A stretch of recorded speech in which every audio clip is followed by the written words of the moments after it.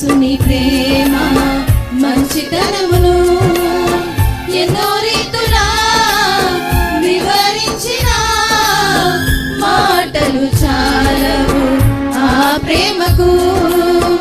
ఎలా పాడను, ఏమి చెప్పను, యేసుని ప్రేమ మంచితనమును